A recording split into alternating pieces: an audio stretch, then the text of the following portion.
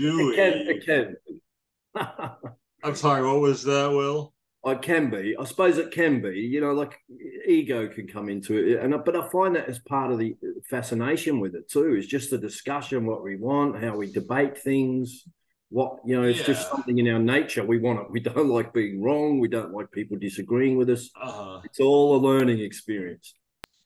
Well, I'm a big pragmatism fan, and John Dewey seems to be have been of the opinion that basically metaphysical navel gazing is a privilege. Real people have real problems. Yeah. Yep. I've thought of that. I thought that. Like It's kind of a privilege to be in a position where you can look up in the air, in the sky, and say, "What is the meaning of life? How did I get here?" If you've got time to do that, maybe things aren't as bad as you think. Yeah. Yeah, And ontology. Oh, I'm sorry. Go ahead, Michael. My father was in Germany right after World War II, and he had survived the Holocaust. Oh, wow. And one of his friends was a well-educated guy, and they just started bringing books into Germany. And his friend had a book of Thomas Aquinas, and he said his problem was merging Aristotelian philosophy and Christianity. And my father said, I wish I had his problems. Yeah. Those early theologians took a ton from Plato and probably Aristotle. Well, Aristotle made so much sense that it had to be true. Yeah. So, not rectified, but syncretized. Yeah.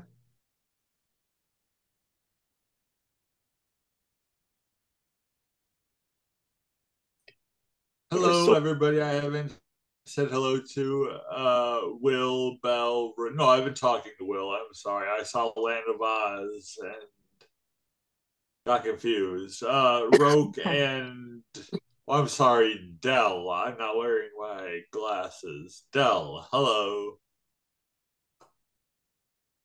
And you're in Michigan, did you say, Eldon? Yes. So what, for an uneducated ignoramus down under, what could you tell me is the most prominent thing about Michigan? What go to? Where would I go to see if I went to Michigan?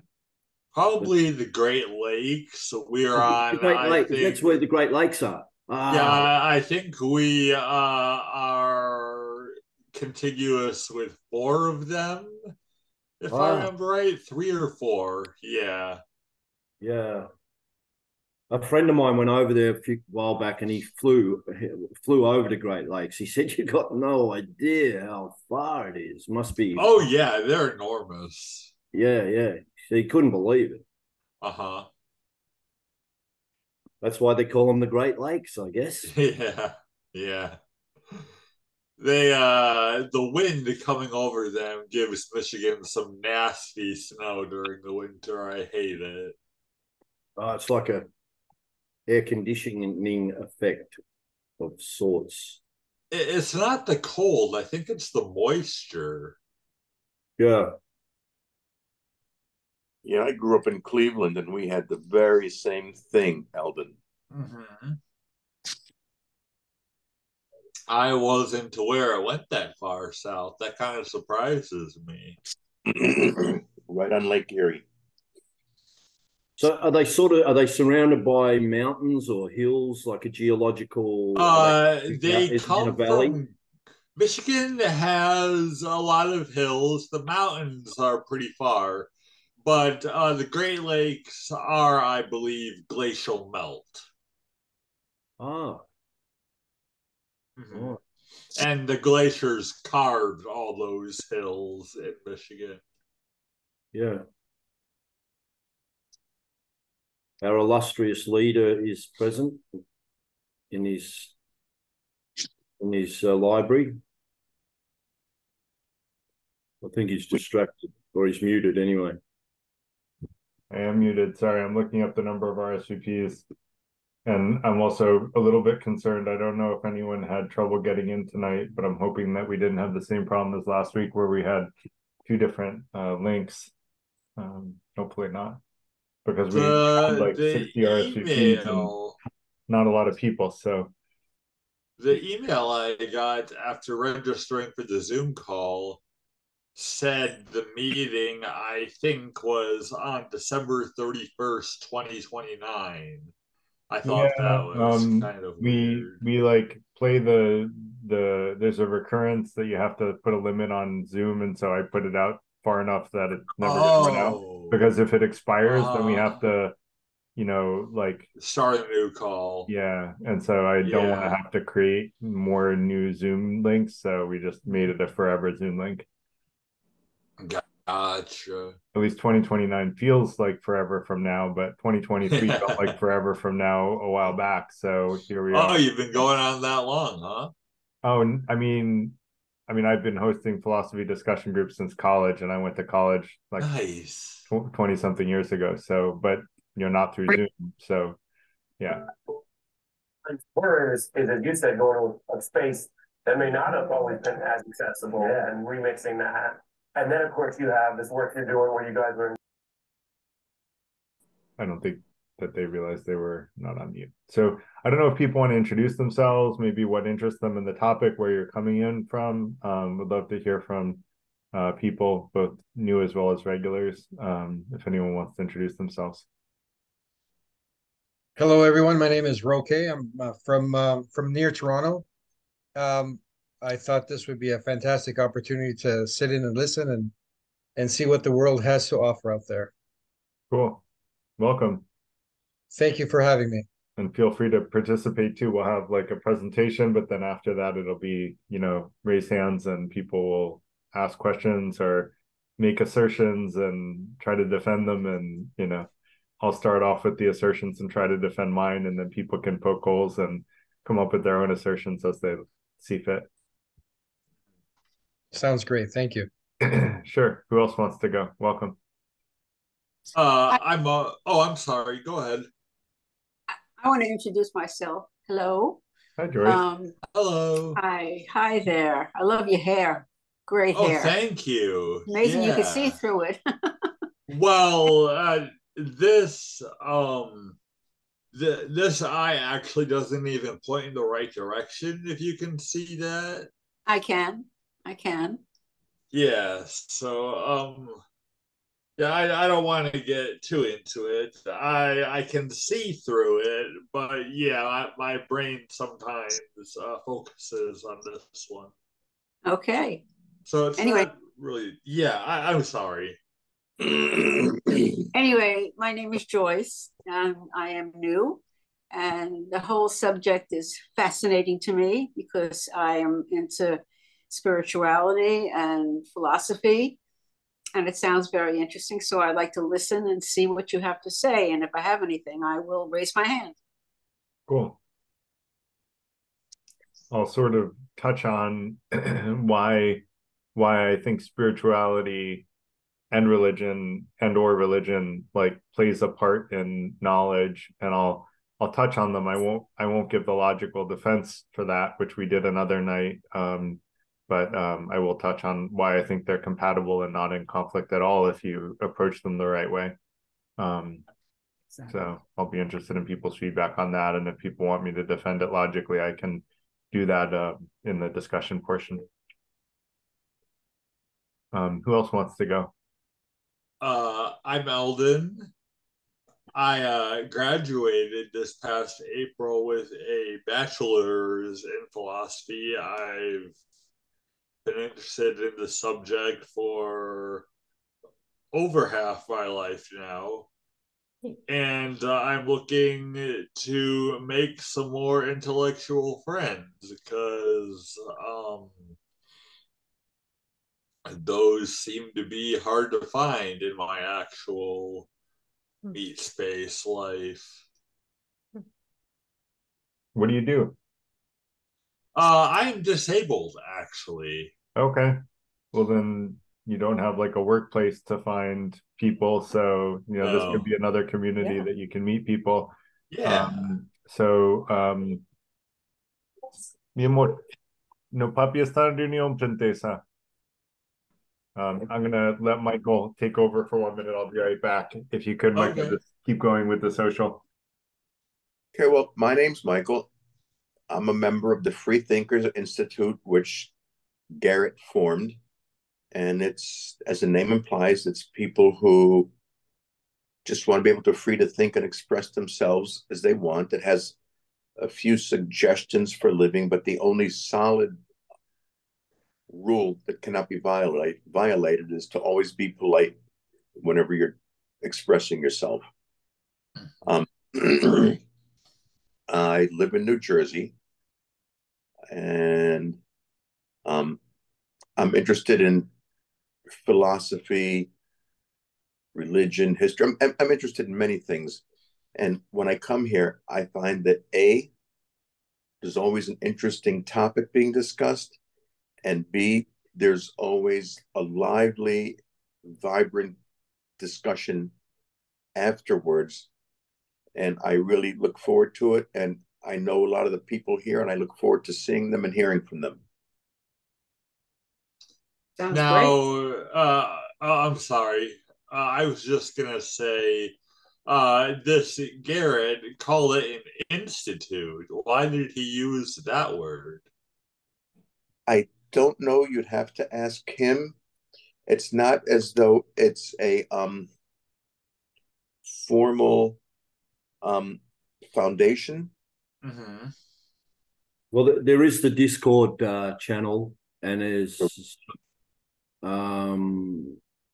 yeah, I think Garrett sort of has created it as an institute with you can actually join.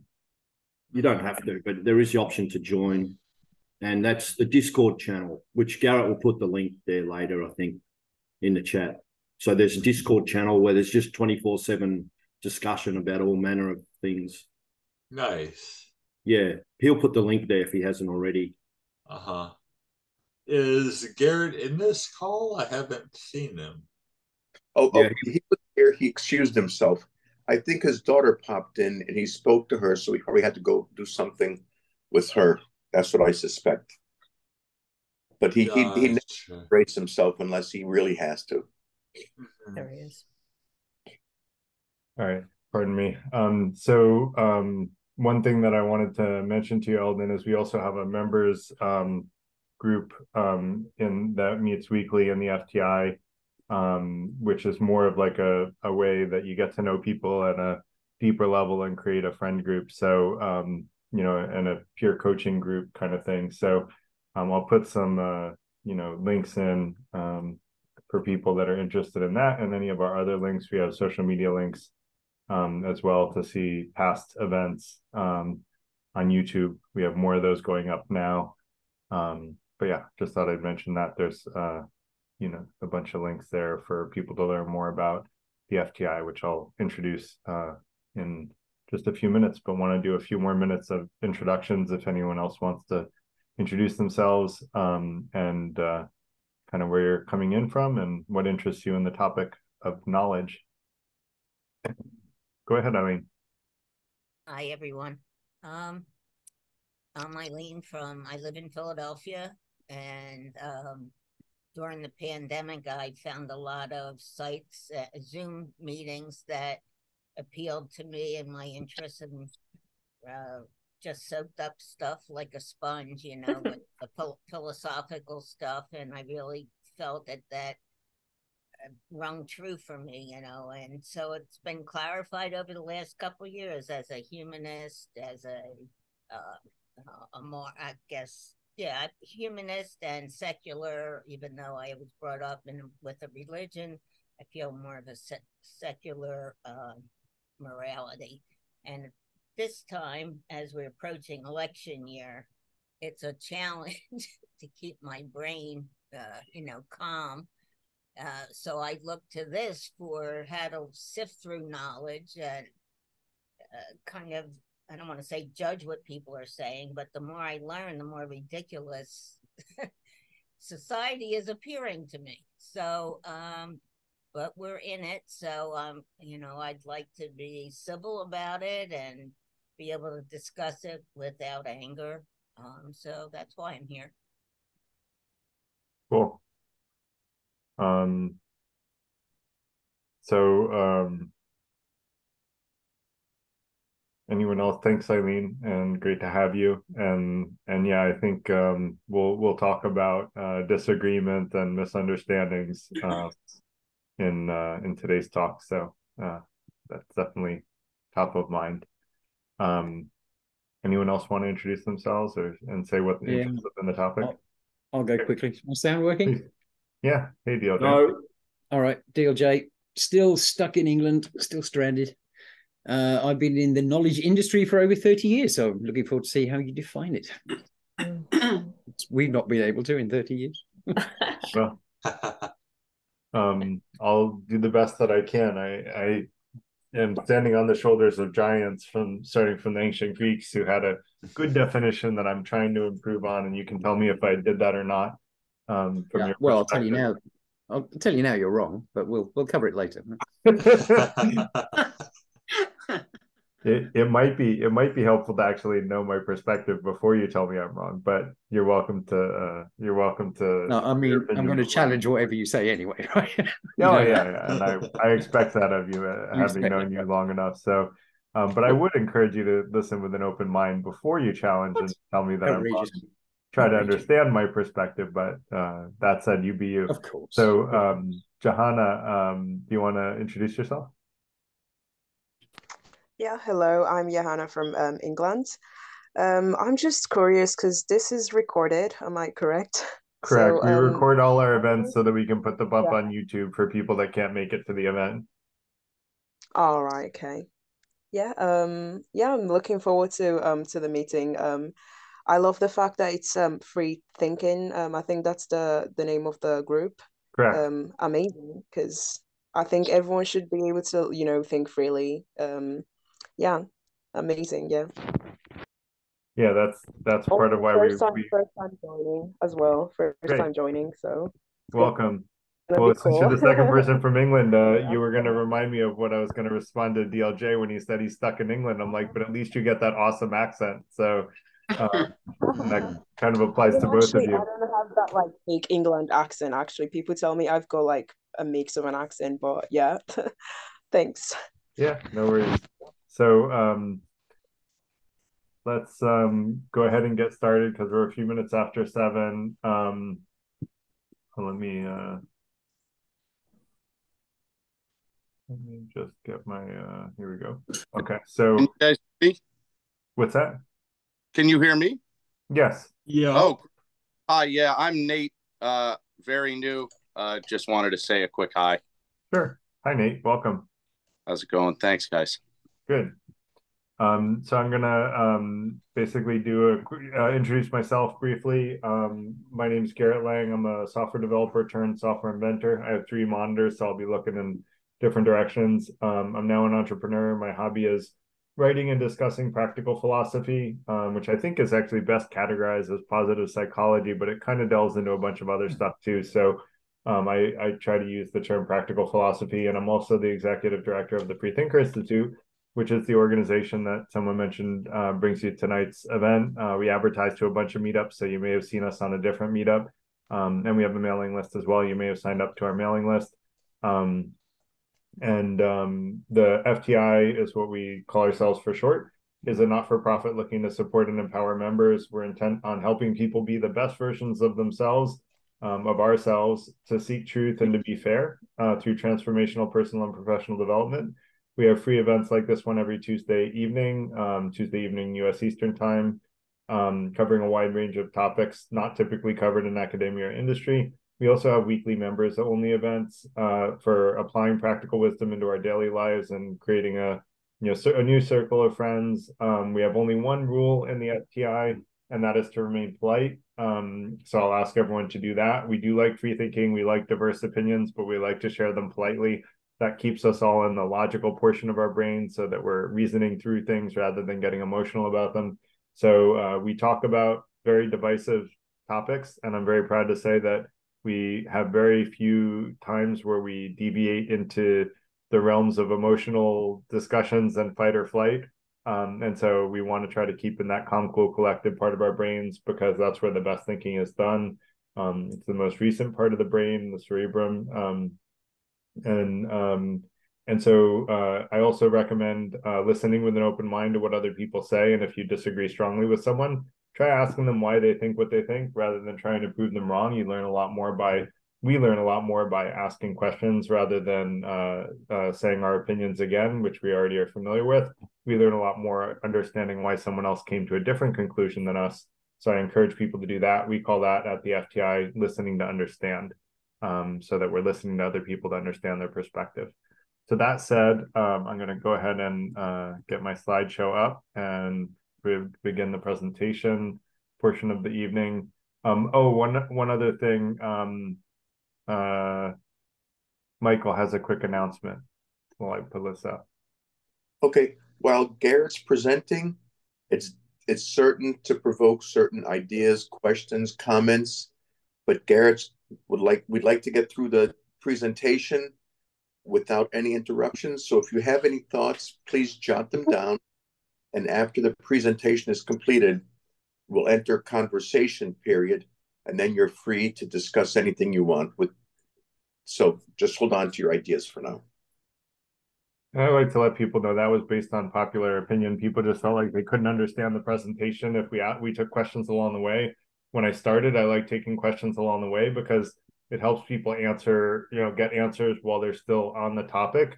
But a lot of people had trouble following the overall flow of the conversation that way. So now we do the presentation first, and then we go into Q&A afterwards. So if you're like me and you can't remember all your questions, just try to jot down some notes and come back to them. So that said, I'm going to go ahead and get started. So today is, I think it's number 5 in the critical thinking series, although maybe I misnumbered that. 1, 2, 3, 4, 5, 6. It's actually number 7. I added some topics as I was evolving the slide. So today we're talking about knowledge. And so this document, or this what I call the Tower of Critical Thinking, is we're kind of nearing the end. We have just one more week left of our series on critical thinking, and to give people a quick overview of what this tower is like there are different aspects of critical thinking that sort of you climb up the tower of critical thinking to get to knowledge and then wisdom. And so it started with research and information literacy, gathering lots of facts and data to try to have data that you can evaluate. And then you evaluate which of that data is valid. And you'll notice this block is a little smaller than this one because this is the invalid data over here. And then this is the valid data. Now, from that valid data, you can use formal logic to come to conclusions if you're very careful. Formal logic is a great way to come to knowledge and potentially wisdom. But types of bias will sometimes steer you right, as we talked about when we talked about bias, but sometimes they'll steer you wrong, which is where you fall off the tower of wisdom and have a little bit of misunderstanding over here. And we'll talk about misunderstanding tonight. Fallacies will most of the time lead you in the wrong direction. They're, fake logic, like logic that seems logical but isn't really logical.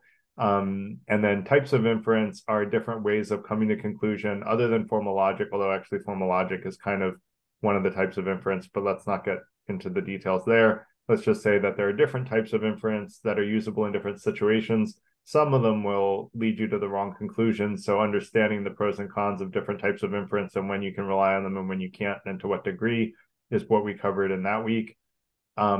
Using all of that, we climb up this tower of critical thinking and we formulate knowledge, which we'll define in the beginning as best I can, although DLJ has a point that knowledge is, defining knowledge can be a little bit tricky, but I'll do the best I can.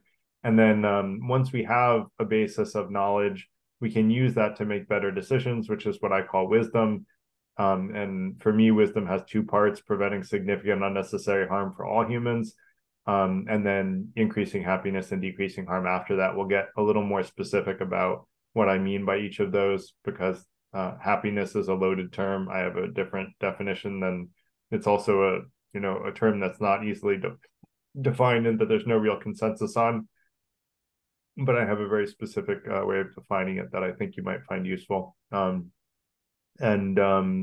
that said, that's the Tower of Critical Thinking. And I'm going to go through the agenda. I'm going to talk about what epistemology is, which is really the study of knowledge and how people acquire knowledge, and I'll go into it in more detail. I'll explain why I have some healthy skepticism, and I think healthy skepticism is a part of free thinking. I'll talk about rationalism and empiricism, and why they are kind of a false dichotomy, in my opinion, thinking that you have to choose one or the other. And then I'll talk about justification of knowledge, the relationship between belief and truth, the limits of knowledge. And then I'm going to talk about a topic that I haven't heard other people present, the separation of objective truths versus subjective truths. I think they both exist and they are different complementary things. And I'll talk about that. And then I'll talk about misunderstandings, which is really knowledge gone wrong. I consider misunderstandings the enemy of knowledge. And then I'll talk about scientific versus spiritual or religious knowledge, which I mentioned in the social. So that's kind of the agenda for today. If there's anything about knowledge that people were curious about and wanted to talk about that I am not covering today in the presentation, definitely jot down those notes. If I don't cover it, I'm happy to talk about it in the conversation portion. So with that said, what is epistemology? It's a branch of philosophy just exploring the nature of knowledge. So how do we acquire knowledge? And like, when can we consider that we actually have knowledge? What is the definition of knowing something or acquiring knowledge? And so the types of questions that epistemology covers is, what is knowledge? How is knowledge acquired? What do people know? Like, what do I know? And to say it in a funny way. And then how do we know what we know? Like, how do we actually know that we know that? And then what are the limits of knowledge? Meaning, what are how much can we know? So first of all, I want to say that I'm a little bit of a skeptic, not an extreme skeptic, but I do think it's important not to believe anything with 100% certainty, because doing so closes your mind to evidence that it's wrong, which is confirmation bias. And then you're going to be permanently stuck in that belief, even if it's a wrong belief. And there are certain things that I would argue are so likely to be true that they're probably not the things that you want to spend your time exploring.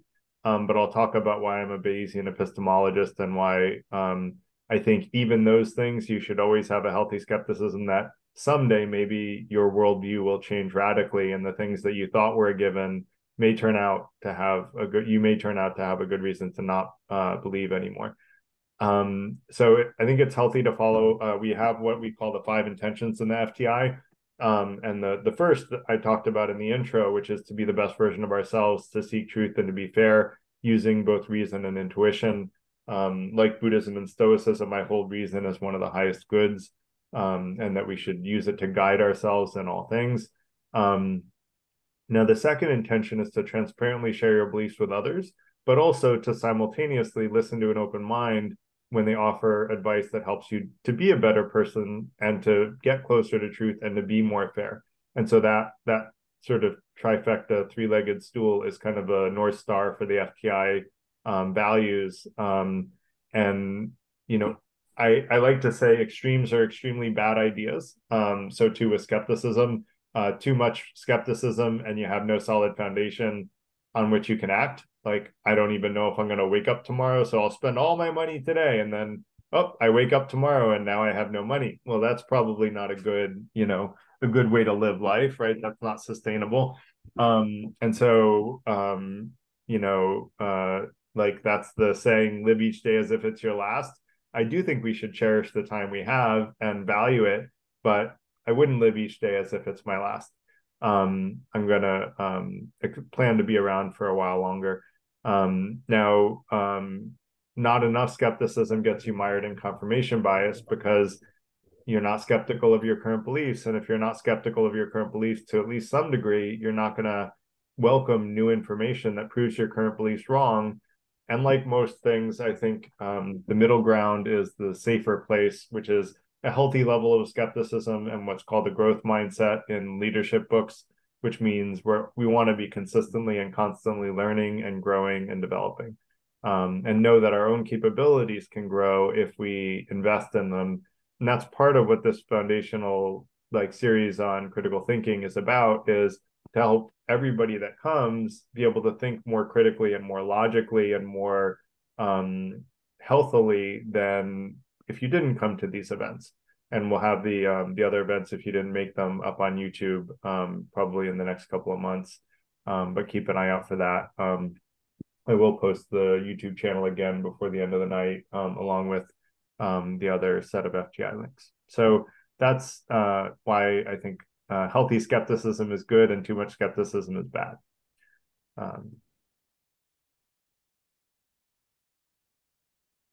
So I'm going to make the claim that knowledge is really probabilistic. And what I mean by that is knowledge isn't black and white. It's not that, something is absolutely, I think there is an absolute objective reality that is real and out there, but our knowledge of that objective reality is something that we're constantly evolving. And there are certain things that are so likely to be true. Like I said, Earth being an oblate spheroid, I'm 99.999% sure that that's true, because it coincides with so many other facts that that also are 99.9% true, that when you put them all together, the probability, if one was wrong, then they would all be wrong. And so if you aren't familiar with statistics, when you have that kind of overlapping dependency, those things just become sort of a fabric that we can rely on about objective reality. But then there are some things that we can only be less true of, and I'm going to use one that may be controversial here, and I don't want to digress on it, but I would say we can only be 50% sure that time started at the Big Bang, at the origin of the Big Bang. Now, probably 95% plus people believe that, because that's what scientists tell us. But if you try to actually dig into well, how did the first moment in time come about? And you try to research what the experts say on that, I haven't found a good explanation for that. And if you try to ask them, well, what existed a billion years before the first moment in time, they just say that that doesn't make sense to even ask the question. But if you can't explain how the first moment in time came about, and you can't explain what was there a billion years before the first moment in time, then I would argue you don't have a really good likelihood of being right about that assertion. So, you can choose whatever assertion you want. Some things are less likely to be true than others, and that's all that really matters, even if you don't agree with me on the idea that time didn't likely start at the origin of the Big Bang. We had another event on the origins of the universe where I made that argument. I won't make it tonight, so I don't want to digress on that. But we update these probabilities as we learn more about how likely something is to be true or false.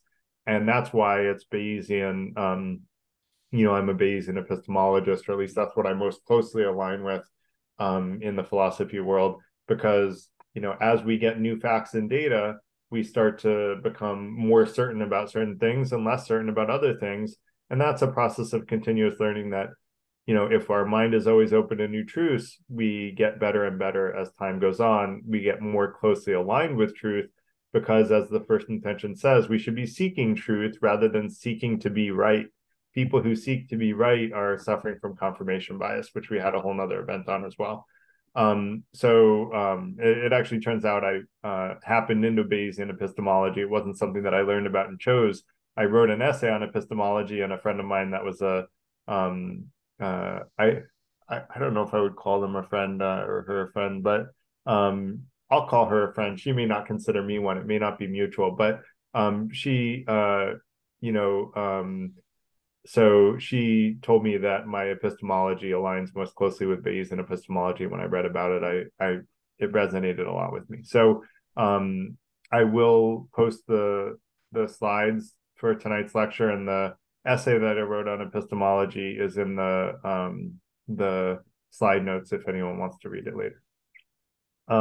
So rationalism versus empiricism, let me first define those. Empiricism is learning through the senses. Like, I see it, I hear it, I touch it, learning through observation. Rationalism is learning through logical thinking, also called a priori thinking, where you're you're using reason sort of divorced necessarily from empiricism and the senses. And I like to say, if I'm given two good choices, I like to choose both. And so too with rationalism and empiricism, I don't see them as like a one or the other. There's not one that's right and the other's wrong. They're actually very complementary. And I'd argue that they're by necessity complementary, because you can't get to rationalism without a little empiricism. If you didn't like have senses to make sense of the world, you couldn't even come up with probably logical thinking and rational thought. It requires a feedback loop on the world. And you couldn't really make sense of the world without logical thinking, right? Like our ability to reason is so core to who we are that that's how we make sense of all of the things we learn through empiricism. So I would argue empiricism creates a solid foundation of knowledge from which we use rational thought to make sense of it. And that's aligned with probably Eldon can tell me if I'm remembering this wrong, but there was a great tome of philosophy that aligns with that. But I'm not going to remember, and I'm not going to venture to guess because I'll probably be wrong. But I'm really bad at remembering which philosopher thought which thing. Like that's part of why, I like the ideas, and the ones that I believe stick with me, and the ones that don't fall away. And so yeah, that's one of my flaws is I remember the things that I agree with better than the ones that I don't. So using data points from empiricism, including instruments, we can use rationalism to create higher level conclusions about the world, which includes the critical thinking skills that we're talking about today. We're really talking about the conclusions that we can come to from using critical thinking skills today, to be honest. So now the ancient Greeks define knowledge as justified true beliefs. Well, there are three conditions for justified true beliefs. One, you have to actually believe it. It can't be something you don't really believe. Two, it has to actually be true. And then three, you have to be able to rationally and or empirically justify that belief. So those are how the ancient Greeks considered that we can acquire knowledge. Well, there are some recent criticisms called the Gettier problems that question whether or not this is a valid approach to to acquiring knowledge. I'm going to address those if people want me to. In the appendix, I have I'm not a big I'll address those later. So let me talk about the relationship between belief and truth, the way that I see them. So first, beliefs are unvetted ideas, right? They're just something I believe, and I haven't yet vetted whether or not it is true. Then what we do is we use empiricism, rationalism, and critical thinking, which critical thinking is really a subset of rationalism because it's part of your logical thinking processes. But I like to hone in on critical thinking being a key part of how we take empirical observations and and sort of make sense of them and come to what I call subjective truths and objective truths. And so the falsehoods fall away, and then we come to conclusions of this is what's true, either subjectively from someone's perspective that doesn't conflict with objective reality, or objective truths about objective reality. And so I'm going to go into a little more detail on what I mean by those objective truths and subjective truths. So first, objective truths. So these are truths about objective reality. This is still controversial in philosophy, but I would argue that people who don't think about philosophy take this for granted as true, that there is an objective reality. The fact that I am sitting on a chair right now is a fact about objective reality that is so likely to be true, it's not worth debating, in my opinion. The fact that Earth is an oblate spheroid I gave before as an example. This basically says we live in some objective reality. We are observers of that objective reality, whether we're observing the actual objective reality itself or whether we're observing phenomena that is our interpretation of objective reality. I'm not going to debate that. Philosophers love to get into that. I consider it very impractical because either way, the net result is the same. What we see is something that we can have consensus on if we all measure it and observe it. And that's all that matters to me, is that our observations of objective reality are consistent and we can learn about it. And so, for me, like these are safe assumptions that we literally couldn't function in day-to-day life if we didn't agree with. And so even though they are up for debate in the world of philosophy, that's where I would say that modern philosophy has kind of lost a lot of its practical application that it had in the ancient Greek world. And so I tend to like the ancient Greek philosophy and, maybe pre-Wittgenstein philosophy more than a lot of the stuff since Wittgenstein. Although I'm going to keep my mind open when Remco did his lecture on Wittgenstein, I did learn some things that I really valued about Wittgenstein. So I don't mean to say all negative things about him. I do think he offered some interesting insights, but there's a lot of things that I think he misunderstood. So and I think steered philosophy in my opinion the wrong direction for the 20th century. So that said, welcome challenges to that if people want to talk about that in the Q&A portion. But next I want to go to subjective truths. And I would say a subjective truth is a belief that a sentient being has that does not conflict with objective reality. And some examples of subjective truths are, my favorite food is tortilla española, which if you haven't tried it, go to a Spanish restaurant and try it. It's delicious. It is one of my favorite foods, although I have a lot of them. So it's just one of them. Saying that my favorite color is green is an objective truth. My favorite color is also blue, as my daughters will tell you. I like both. And so I don't have to choose one or the other. It doesn't conflict. They're both my favorite colors. And those truths don't conflict with objective reality. So I'm entitled as a sentient being to say those are my truths. They are my subjective truths. They're true for me from my perspective. And no one can say I'm wrong. Now, if I say Earth is flat, you can say, well, Garrett, that's a fact about objective reality. And we can measure Earth and we can fly around Earth and we can show that Earth's not flat. So that actually conflicts with objective reality. So that's not really a subjective truth. It's not in the category of subjective truths because it conflicts with objective reality.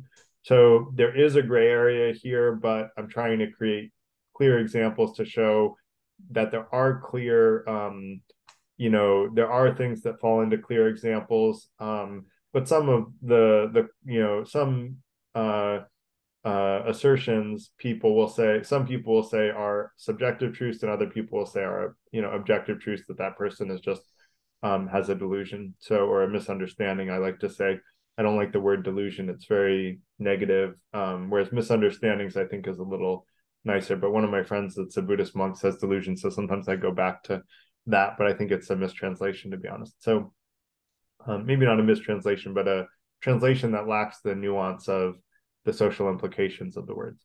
So every sentient being can decide their subjective truths to me without limitation, as long as they don't conflict with objective reality. You can have whatever subjective truths you want. So I think it's really important, and this is a key part of subjective truths, to listen to other people's subjective truths if you want to get to know them. One of the things you want to get to know about them is what are their subjective truths. That's part of getting to know another human being, is to understand where they're coming from, what are their preferences, who are they as an individual. And that's one of the things we do in FTI membership. We have what I call a personal profile. My informal name for it is the painting of the spirit. And it's really a way of getting to know other people. And you're in a group of 10 or fewer people that are active, to get to know each other at a very deep and profound level, and to get to know other people's subjective truths. And it's a lot of fun. Michael can vouch for that, I think, and he'll tell you if he can or not after I present. But he has before, so I'm confident he can again. And it's just been really fun getting to know people in the members community. So and we learn from each other, which is the whole purpose of it, is learning from each other. So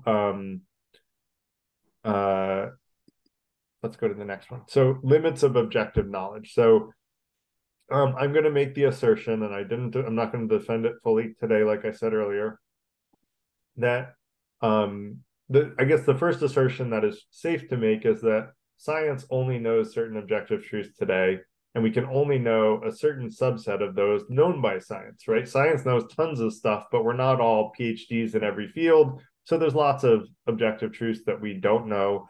And, part of, I think, our purpose on this earth is to learn as much knowledge and wisdom as we can, and grow and learn from that. But there's always going to be limits to what we can learn in a lifetime. There's just too much knowledge out there to know all of it. back in, some people claim that back in like Voltaire's day, the people like Voltaire knew all the knowledge there was on the earth, all the relevant knowledge, right? But no longer is that possible, if that was even possible then, which I question, but that was what some people claim. But the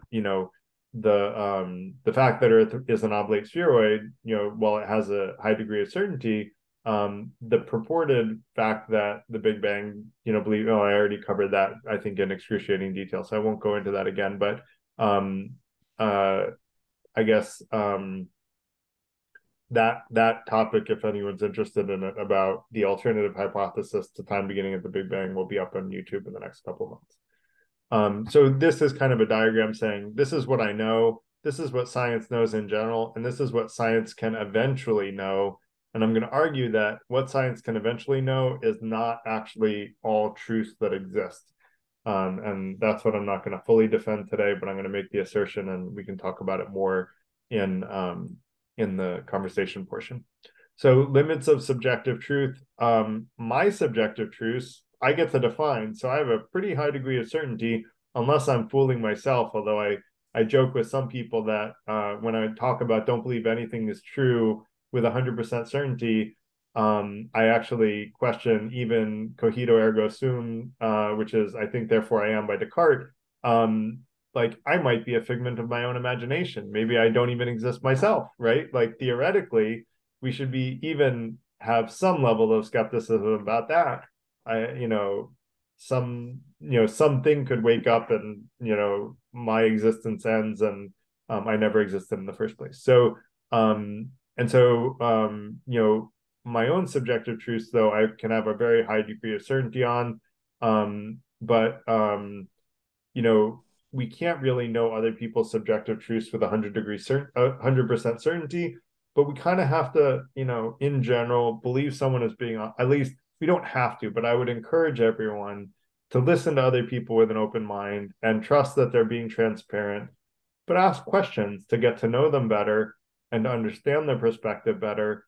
And if you catch someone being inconsistent to the degree that it seems like they were dishonest about something that they told you initially, after you ask enough questions that you really understand their perspective well, then maybe you don't want to trust that person that much. But at least in that area.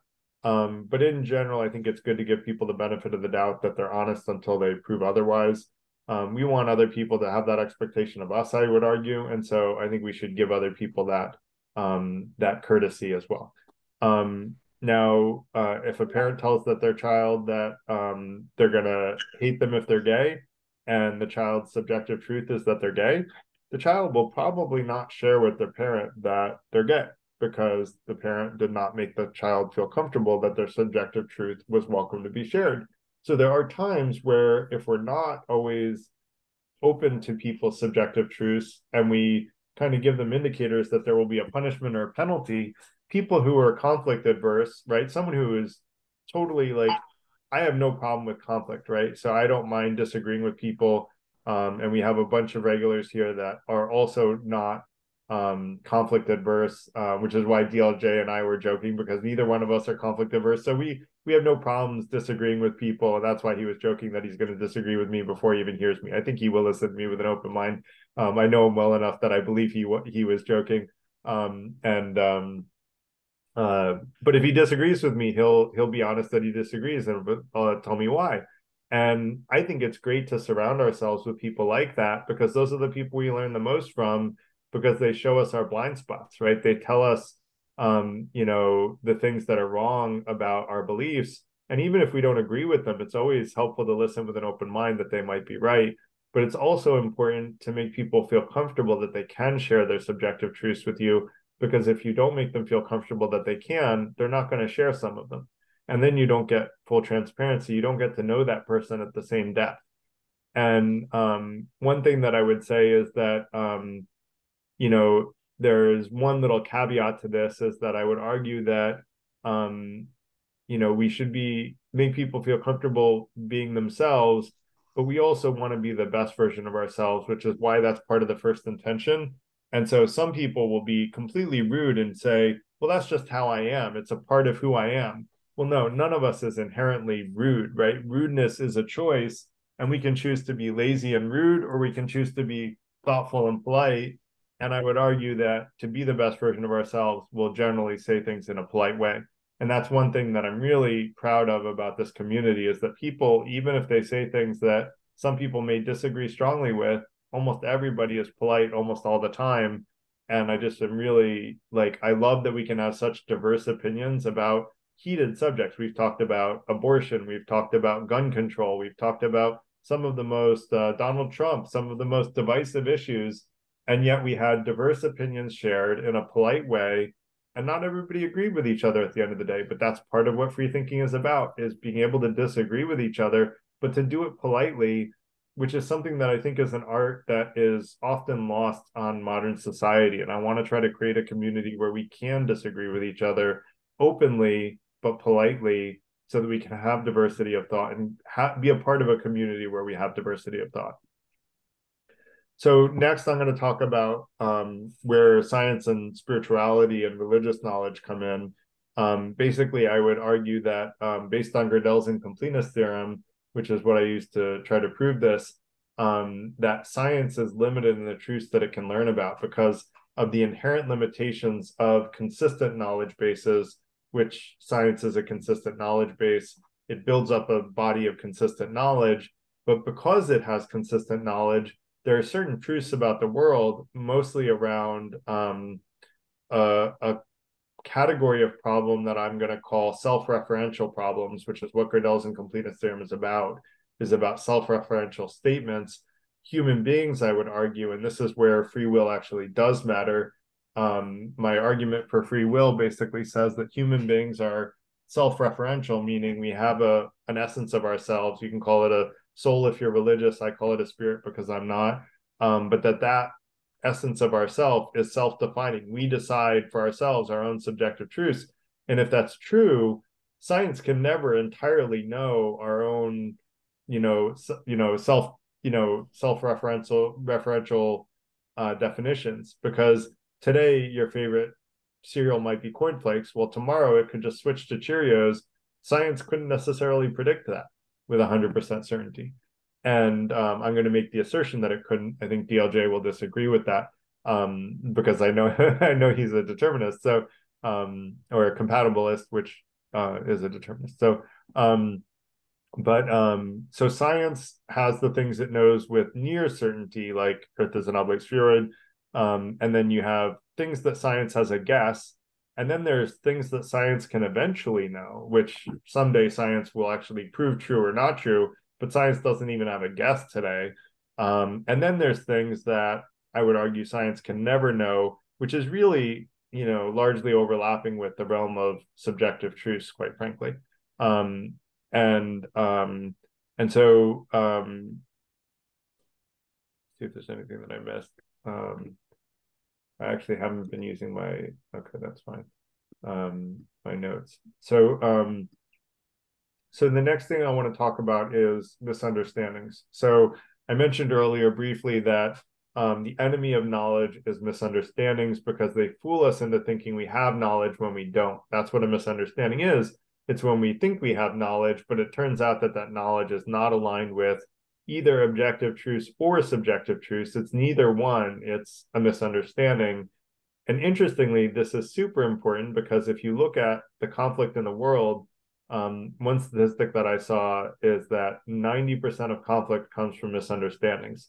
So how important is it? Imagine you could reduce the conflict in your life by 90% if you try to, reduce the misunderstandings you have in your life by eliminating them, which probably isn't realistic. But say you even cut them in half, you would go from having, 10 conflicts to, having, half that, right? Basically. Almost half that. And so, you can drastically reduce the amount of conflict in your life if you reduce your misunderstandings with other people, which is what listening to understand is about.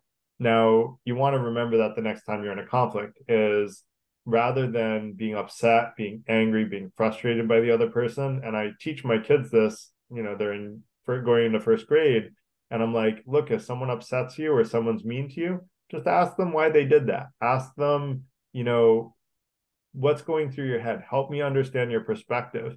There was, well, I probably shouldn't go into too much detail, but I just think that that's a much better approach than getting angry at someone and getting emotional. And it helps us empathize with other people. We don't know what other people are going through. Someone might be a jerk at a moment, but instead of getting mad at them, try to approach it from a place of, hey, it seems like you're having a difficult day. Is everything okay?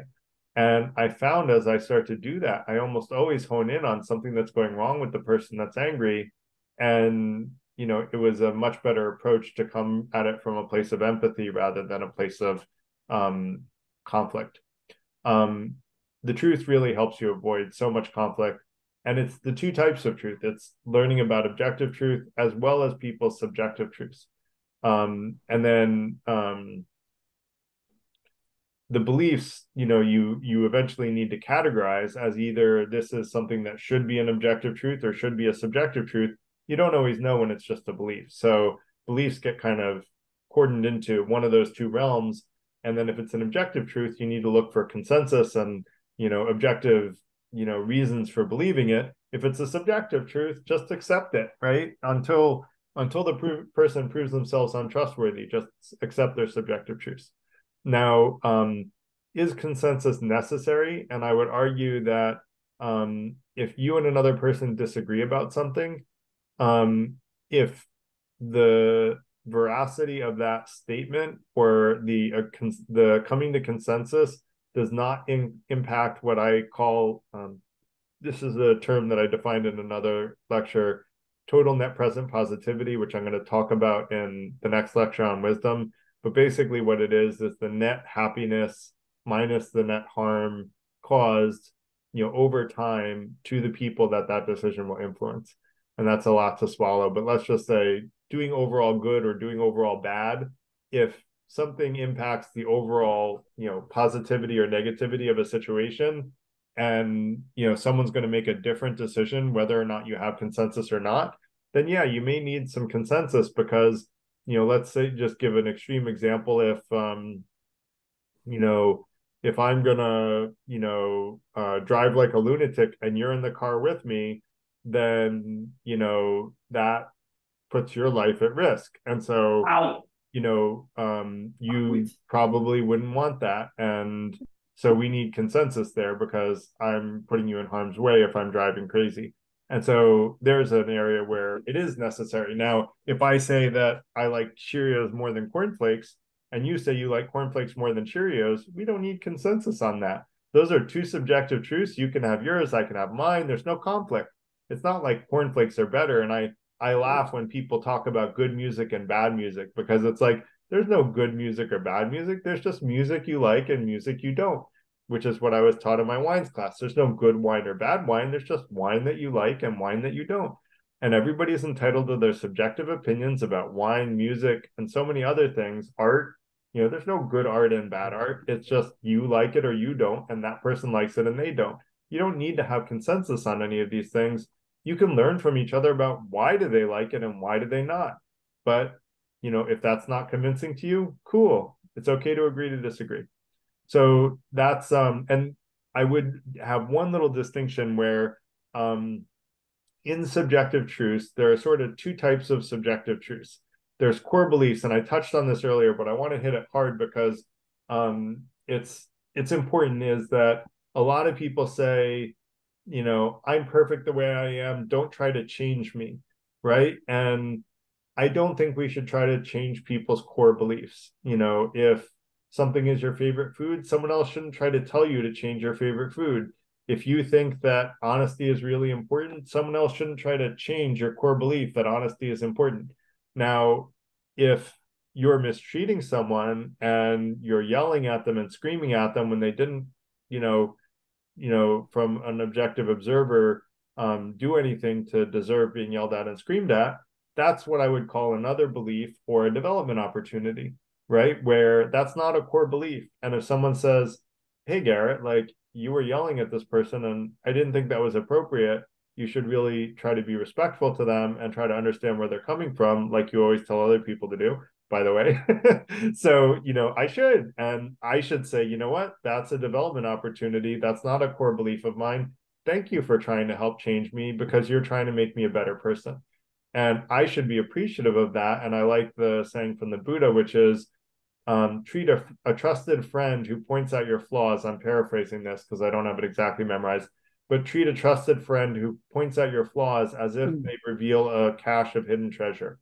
And I really believe that if something's not core to your belief, but it actually is a piece of feedback that does change you, but changes you to be a better person, that's a great thing. That's what we're here on this earth for, is to be better people, in my opinion. We had another event on the purpose of life, and I tried to make a good argument that we are here to be better people, and to seek truth and to be fair is part of being a better person. That said, don't let people change your core beliefs. Don't compromise who you are at your core, but do strive to be a better person, and do try to improve yourself. And that's where, I guess I go against a little bit of the common wisdom of I'm perfect the way and don't try to change me.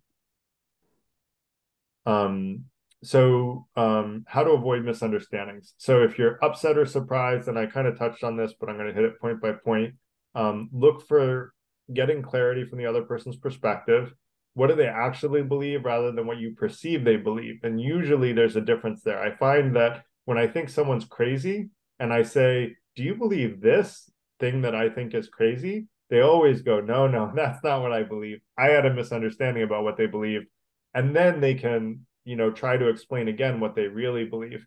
And that's what mirroring is restating their opinion so clearly as if they feel like, wow, I wish I'd said it that way, right? And if I can restate their opinion so clearly that they feel like, I did justice to their opinion, then when they agree, yeah, that's what I believe, now I really understood their perspective. And then I want to say, well, is this an objective truth or a subjective truth? And then I want to say, is it a core belief or a non-core belief? And then, I can basically, once I've proven that I understand their perspective well, I know whether or not it's an objective truth or a subjective truth, and I know whether or not it's a decision that's going to influence us. I can then say, well, here's where I might disagree with you, and this is why. And after showing that I really understood them. But I wouldn't recommend telling someone why you disagree with them until you've proven that you really understand them. And I think it's a process that I recommend going through. It's the listening first. I like the saying, we have 2 ears and 1 mouth, so we should listen twice as much as we talk. Techniques to combat misunderstanding. So you have to be careful of confirmation bias. You got to combat that vigilantly, which confirmation bias, as a reminder, is the sort of filtering of facts so that you only show, you only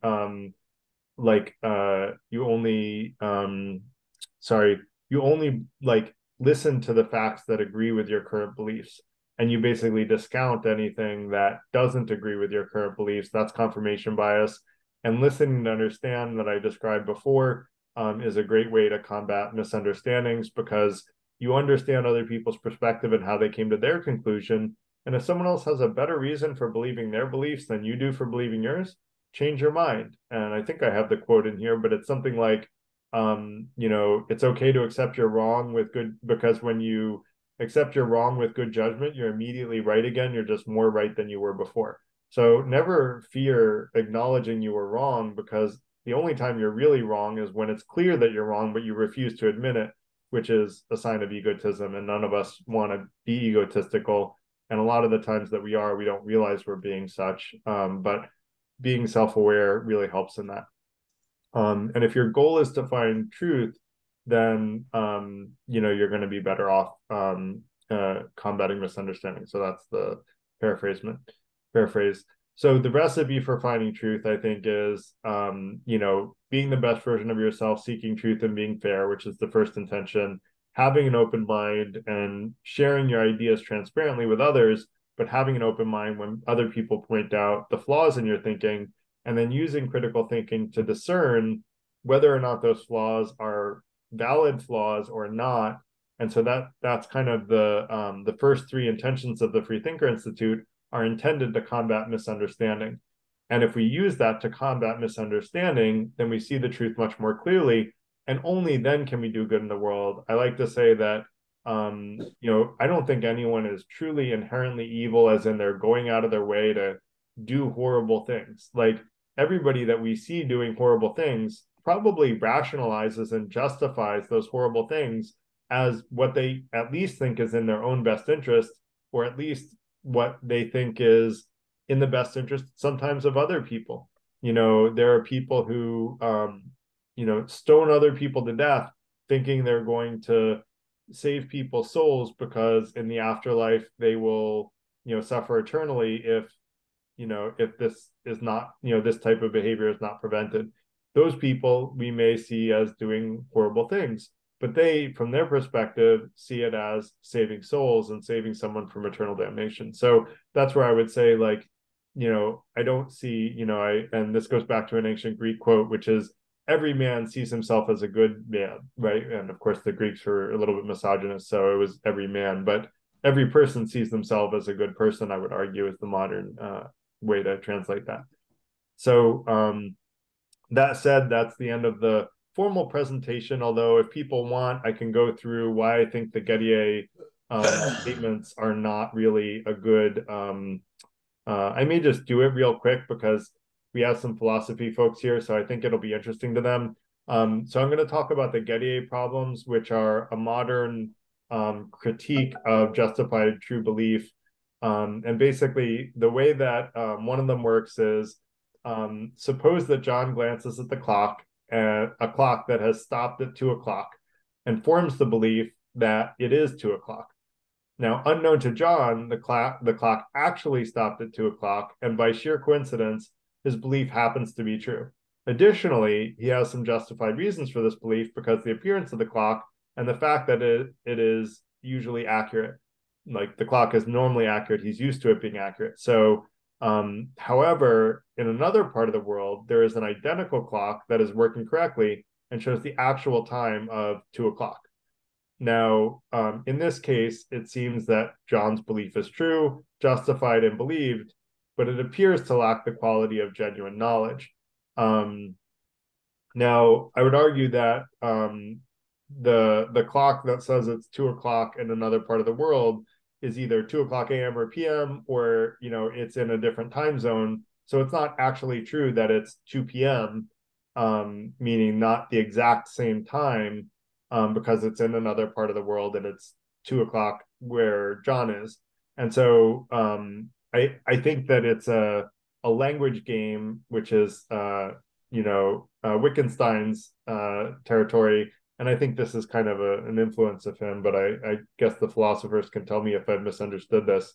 But my take is that it doesn't accurately disprove the standard of justified true belief if you're a Bayesian epistemologist, because you have a certain degree of likelihood of it actually being 2 p.m. And so that's the clock's version of the Gettier problem. The next one is coins. This is a little more complicated. So imagine you have two friends, Alice and Bob, and they both apply for the same job at the same company.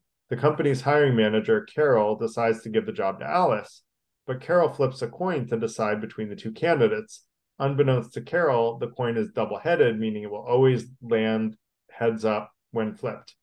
Alice sees the coin flip and is aware that it landed heads up, and based on that observation, she believes that the coin landed heads up, and so she believes that it's true because the coin did indeed land heads up. But now you consider the conditions of justified true belief. It's true that Alice's belief is that the coin landed heads up is true, as the coin did land heads up. Belief is that Alice genuinely believed that the coin landed heads up, and she did. And then justified, this is where the problem arises. Alice's belief is based on her observation of the coin landing heads up, which seems to provide justification for her belief. She saw the coin land heads up, and the belief is reasonable given her observation. However, the problem arises when we looked at the Alice's belief is actually based on luck or accidental coincidence. The true reason behind the coin landing heads up was not her observation, but the fact that the coin was double-headed and always lands that way. So her belief is accidentally true, not because she has any knowledge of the true cause, meaning the coin being double-headed. Now, for me, the thing is that she has a misunderstanding about the coin. Her assumption was that the coin was a fair flip. And so, like she had a Bayesian epistemology wise, she had a very high likelihood of believing what she believed. But that's why we always want to have a healthy skepticism, because there could be someone gaming things that we didn't realize. And so I guess I see Bayesian epistemology being a way to get around the Gettier problems, because there's always that chance that when I see a coin, even though I think it normally is going to flip heads or tails, there's a chance that someone has a double-headed coin. And so that's where the healthy skepticism of what we observe, comes in play. So that said, I'm going to go back to the finishing slide, and I would love to know if this was helpful to people. And I'm also going to let, if people can write that in the chat, I'll put the FTI links in again. And Michael has a quick announcement before we start to take questions. Okay, everybody's welcome to share, but please, several rules. One, raise your hand and Garrett will call on you. Keep your comments to 3 minutes if at all possible, because we want everybody to have a chance to speak. And if you'd like to respond to a comment that someone else has made, please raise the party hat symbol, and Garrett will know that that's what you want to do. And we're ready to go. Great. So just raise your hand in the reactions on the bottom. We can have Eldon go first because he physically raised his hand, but in general, use the reactions, but he beat everybody to the digital hand. So he gets to go first. But in general, if you use reactions at the bottom, if someone raises their hand and asks a question, and then I'm going to sort of acknowledge what people said and respond to it, since I presented today. And then if you want to jump into that conversation before we go on to the next hand raised, just do the little party hat thing, this one that I'm doing right now, which is under reactions, and then we'll let you jump into the conversation so we can have more than just me and the person that's asking the question talk. I want to let everybody jump in where they want to, but if I don't notice the party hat, hopefully Michael will be keeping me honest if I don't and talk over me, but you're also welcome to talk over me. I have no problem with that. I want people to be able to engage, and if I don't see your party hat, it's because I missed it, just because I'm paying attention to what people are talking about. So that said, Eldon, go ahead first. Were you not going to talk about something like why you think there's such a thing as valid religious knowledge? I thought you mentioned that at the beginning of the slides. Yeah, so that was my subjective truths. The subjective truths are where I would argue are valid, like the things that science can't with high certainty prove true. Thank you for bringing that up, because I didn't do a good job of that today.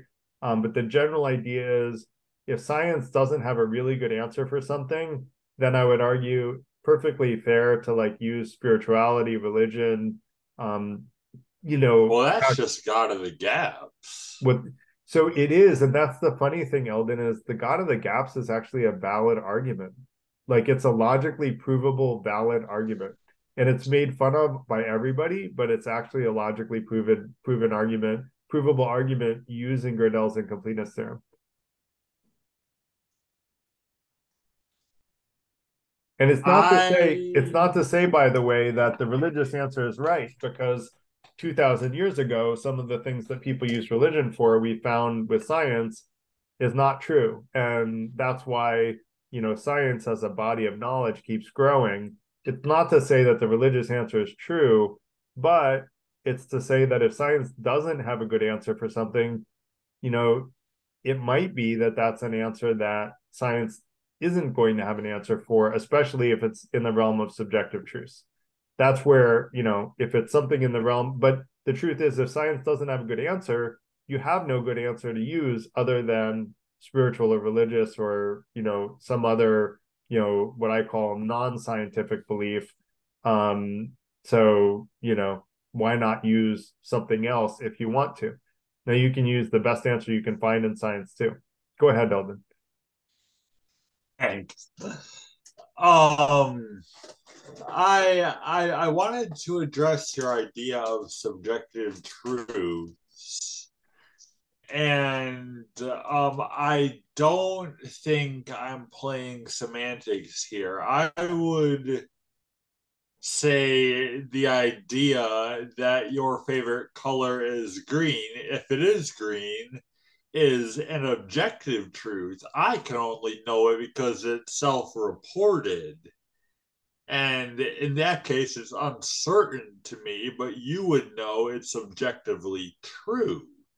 And the subjectivity comes in the sense that it is subjectively your favorite color, by which I mean it is a value judgment you have formed that means you appreciate the aesthetic of that part of the visual light spectrum more than the others.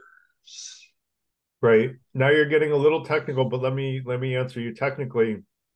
At the moment in time that I said my favorite color is green, assuming I was authentically answering accurately, you are right. It is an objective truth that at that time, my subjective truth was that my favorite color is green. But tomorrow I could change my mind.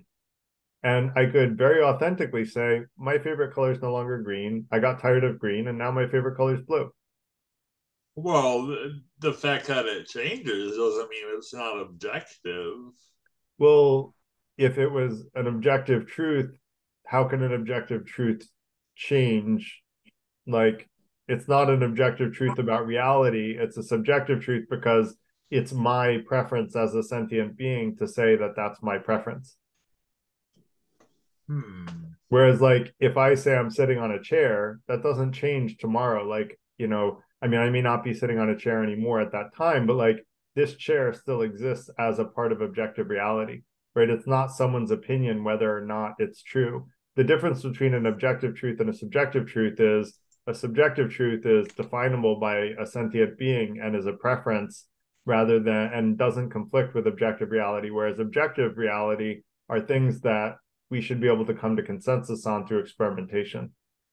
Do you see the difference in there? Objective means of a person or their judgment not influenced by personal feelings or opinions in considering and representing facts. So it doesn't mean permanent. It Right, but a means subjective truth like green is about my subjective opinions and facts that I'm bringing right, in. right. It's about your subjective opinions, but the Right. fact is your favorite color is green.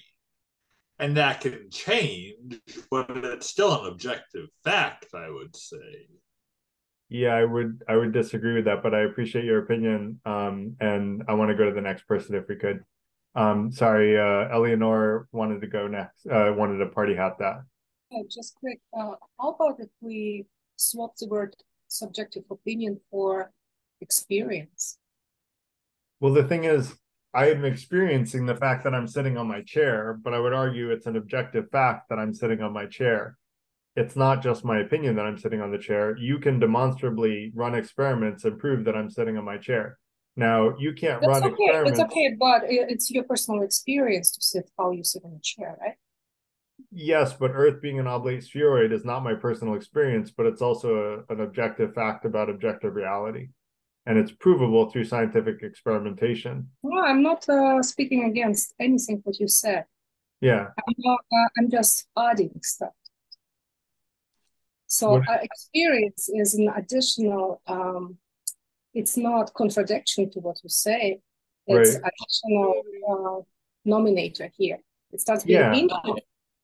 Yeah, and that's, what I was saying was that I think knowledge is acquired through experience or empiricism, as well as rationalism, which is using reason to make sense of that. Does that make sense? Everything makes sense, just that you feel like I'm contradicting you doesn't make sense. Yeah, I misunderstood. That was my fault. Sorry.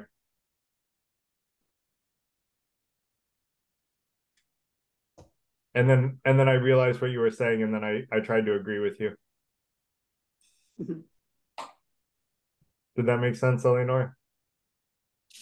Oh no, I'm just trying to help because I think I want to see positive outcome in this conversation. So I thought I'm throwing in something new and swapping words, and maybe we are getting happy.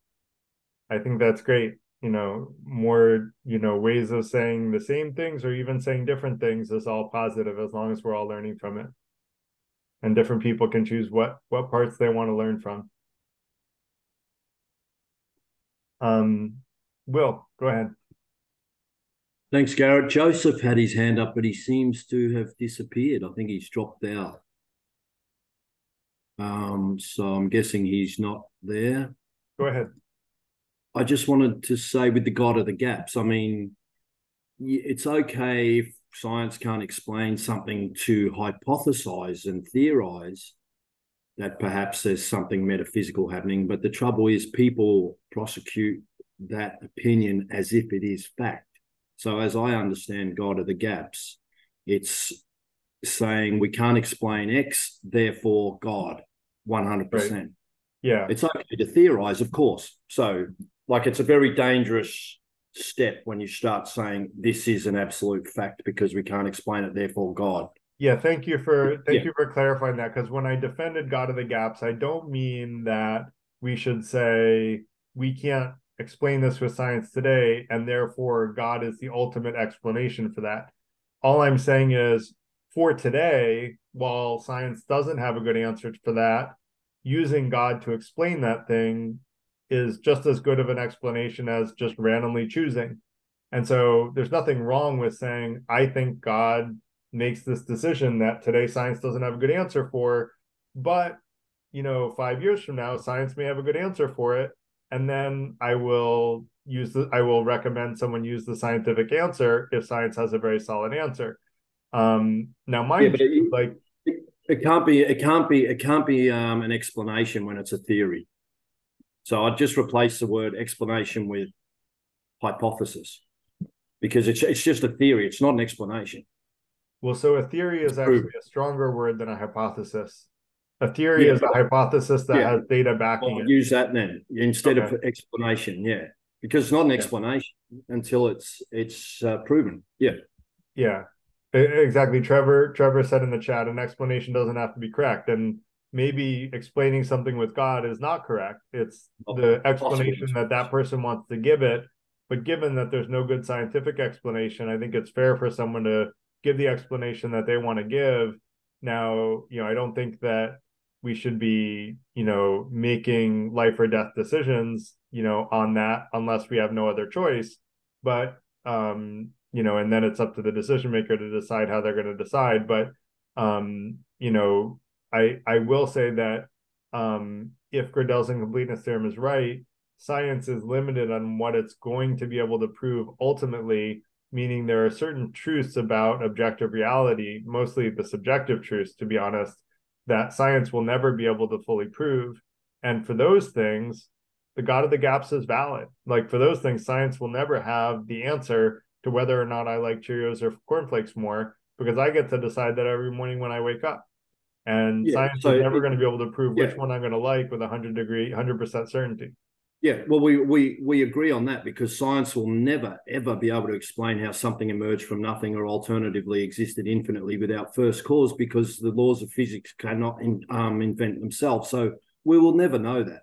Well, I thought you were on my... say, well, therefore God 100%. It's still just a theory. We just don't know. But God is just a theory, and God is just a word as well. It means lots of different things to different people. Yeah, and remember I said in the beginning, skepticism for everything. So I never said that God is the answer 100%. I never said even science is the answer 100%. No, I'm not saying you did. Yeah. I'm not saying you did say that. But God of the gaps, as I understand it, is people say 100%. We can't explain everything, therefore God 100%.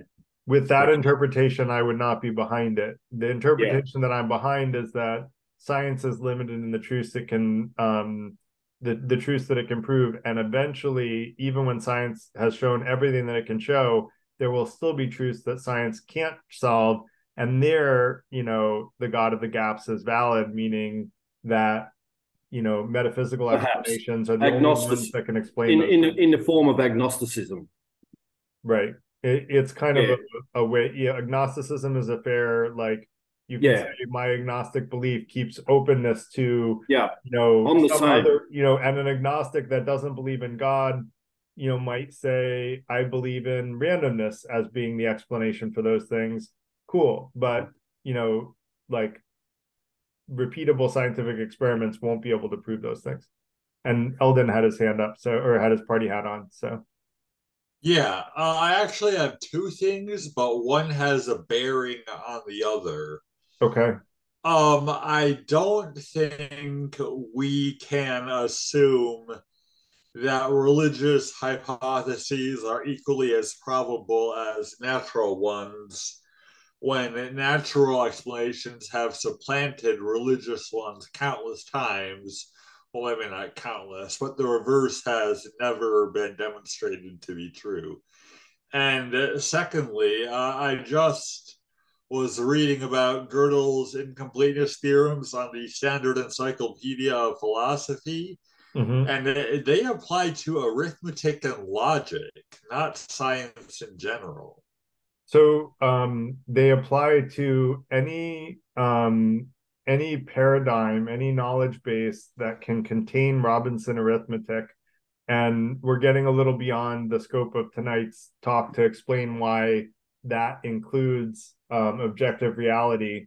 But I think it's pretty clear that Robinson arithmetic can be represented with physical objects, and therefore objective reality itself contains Robinson arithmetic.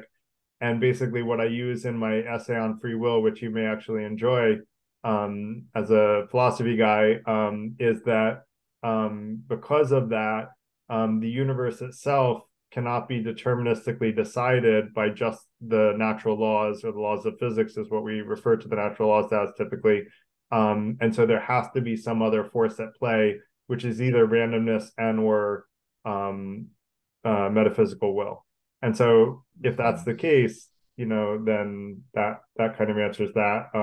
I do agree with you that I don't think religious hypotheses are equally valid as science.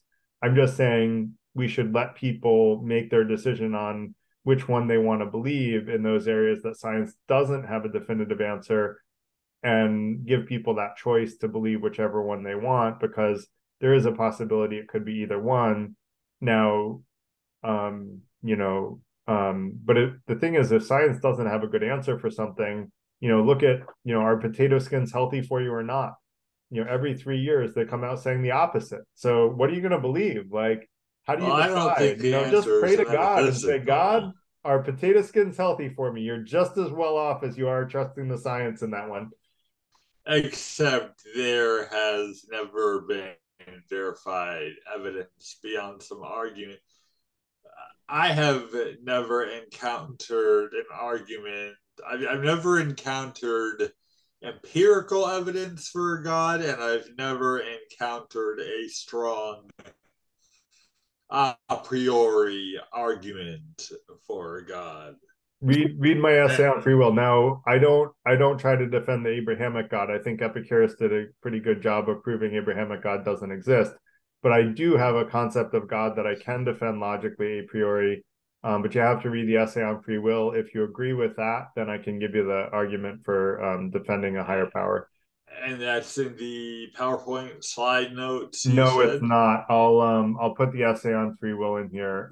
Actually, what you should do is join the online community, and it's in there. But I'll put it in.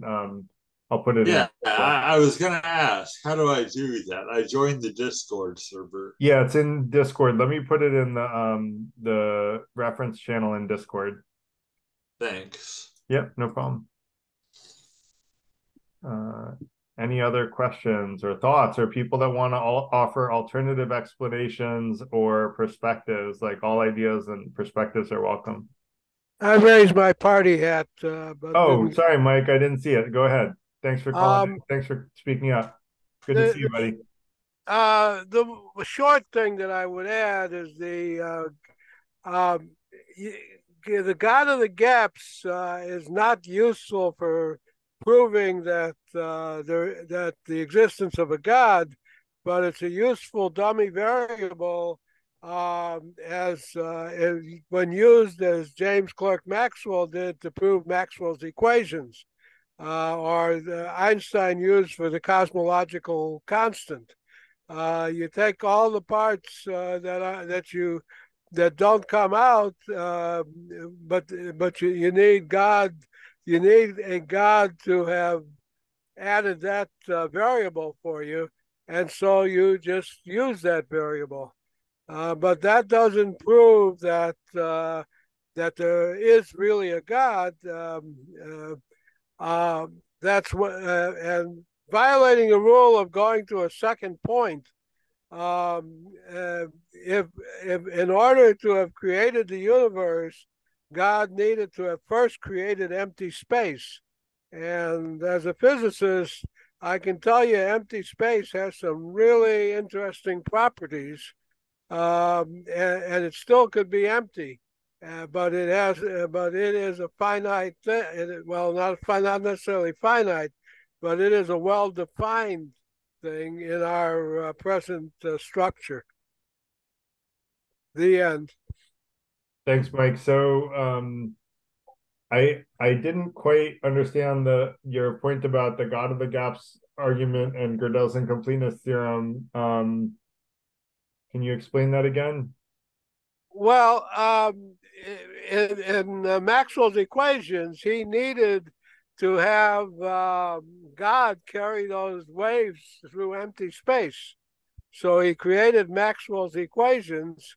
He created the medium as empty space that has some definitive properties as permeability and so forth, the dielectric constant, and that allowed his equations to come out, even though we think it's empty. So the God of the gaps had this medium that electromagnetic waves could travel through. So that was in his God. That was his God of the gaps. Maxwell's gremlins, he called it. So are you saying that Maxwell basically assumed that there was an empty space? I'm not following for some reason. To make his equations come out, he needed a factor which had some very definitive process. So he assigned that factor to his so-called gremlins, which were the medium that the electromagnetic waves traveled through.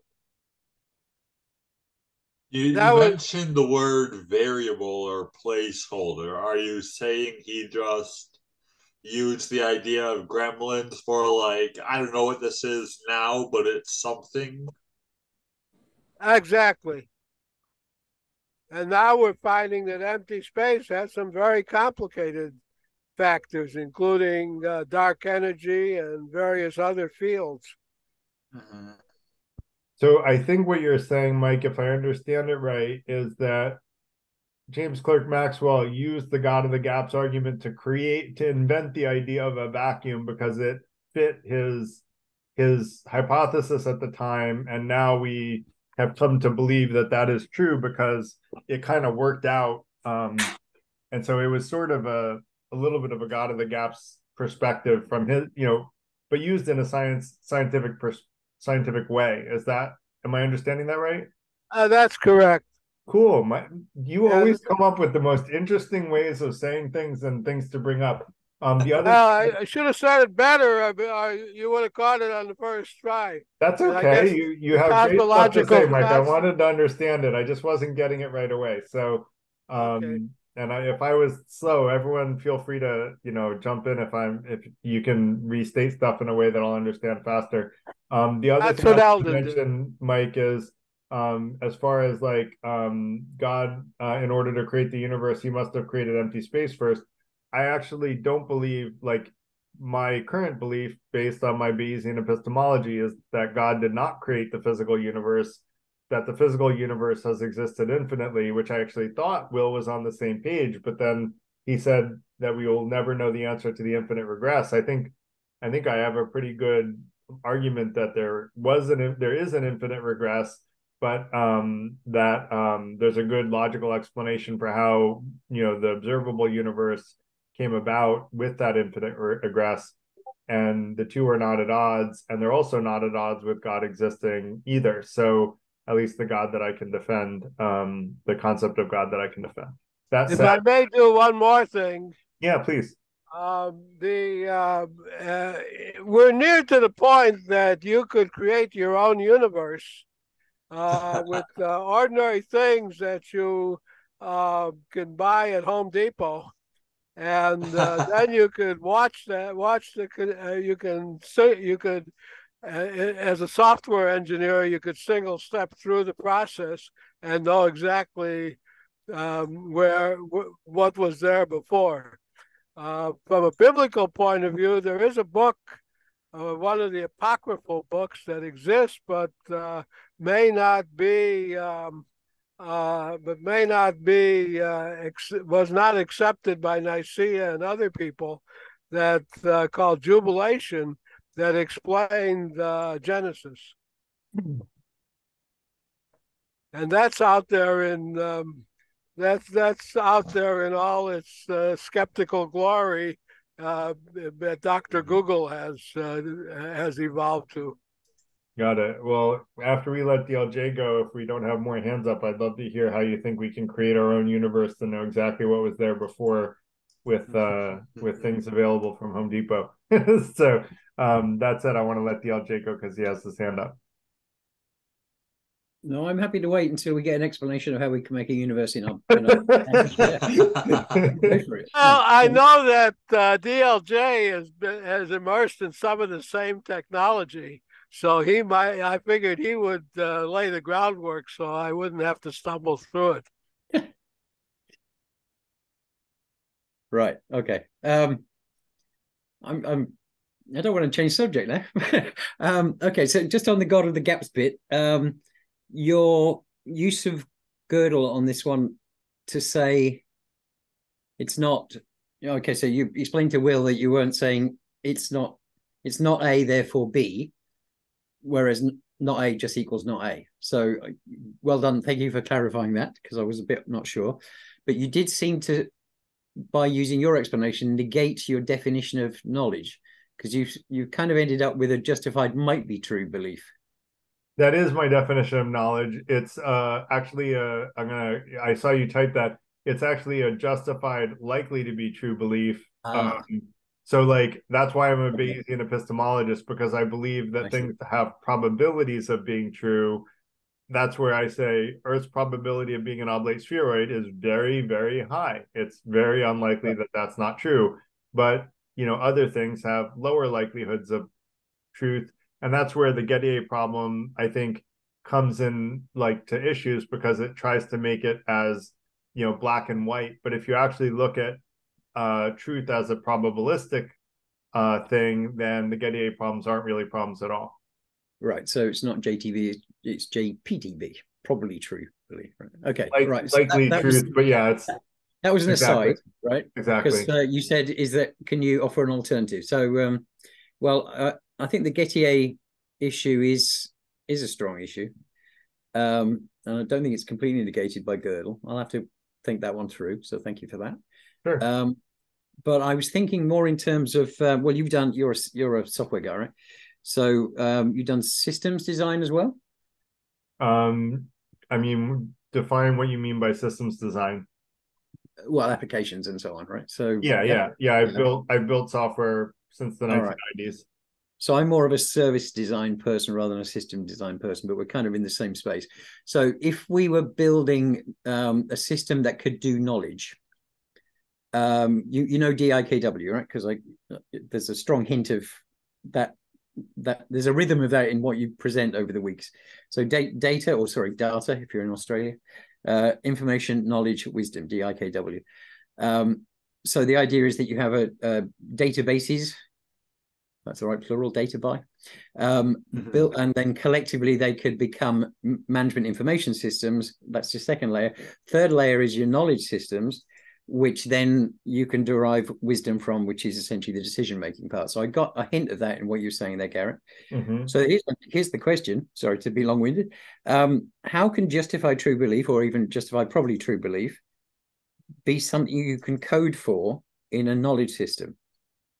Because I'm over the years, I've been toying with it, like, because I have to present this stuff. So it's like somebody says, what's the definition of knowledge? And all the different frameworks have got slightly different things. So a framework that I don't actually teach, it's one of the, it's an American one, actually, SISM, you know that, security manager one. The author of that, who's a friend of mine, actually has come up with my favorite definition of knowledge, which is actionable information. Because all you're really trying to do is distinguish information, the message received, right, as opposed to something. What's the next layer above that? Well, it's something that's actionable. So you need at least 2 bits of information to compare the gap. Yeah, I mean the actionable information. So would that be okay with actionable information as a definition of knowledge? I actually would sort of take a little issue with that. I think good at finding loopholes. I guess the issue is that I don't think that something has to be actionable to be knowledge. And just take an example, the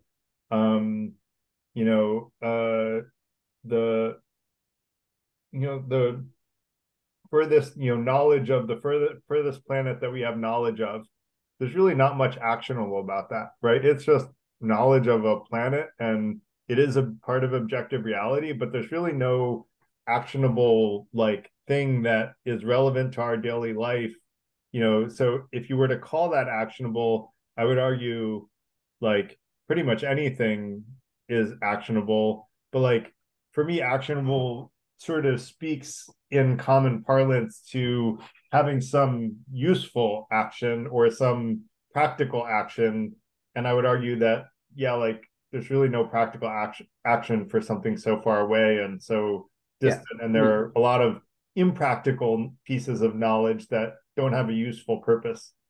Right. So I'd agree with that, but then that's why I'd classify that as information as opposed to knowledge, because it's not actionable. So it's just definitional, but I think it's the case of making distinction between what's actionable and what isn't. But yeah, okay, thanks. Yep, no problem. I don't think that's a bad definition if you put it that way. I just use a different one, but I would say 6 of one, half a dozen of another, as long as we're using the same definitions. I don't think there's anything wrong with the way that you put it there. Just a different way of defining it. Anyone else have questions, thoughts? No, nobody else. So could we get back to inventing a universe in your back garden? Yeah. Go, Mike. Go ahead, Mike. It's probably a level of a thought experiment, but supposedly if you there's a number of things that I'd have to try to pull together to be able to say that. I don't think I can make a coherent presentation on it at this point. That's okay, Mike. Put one together and we'll have you present on it. Mike, are you telling us that is not actionable information then? It's just well, it is a thought experiment, which may not necessarily have realizable components to it. That counts as what do you feed a unicorn, for example. You can come up with a pretty complete tautology on it, even though we know it's probably not real, at least in our current way of thinking. Cool. But yeah, Mike, I'm not joking. If you do want to put something together on that and present another night, or I'll do that. I'll do that. It's probably a 10 or 15-minute presentation. That's fine. Then we'll have a lot of conversation on it, or we can combine it with something else if you want. I can. I'll send you my link for collaborators, and we could talk about how to organize it if you want. Okay. Thank you. Yeah, no problem. Anyone else have questions, comments? DLJ, I don't know if your hand is still up because you wanted to say something or you just didn't put it down.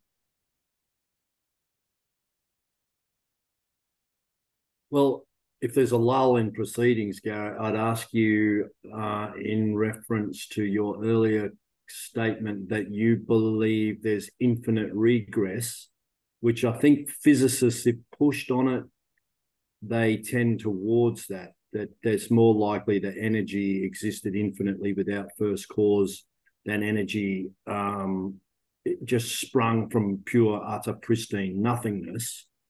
However, it's equally as inexplicable to human logic because everything has cause and effect that we know, except the fact that the reality in which we find ourselves may have had no beginning. I mean, this completely goes against any logic that we have available to us. Why do you think it goes against logic?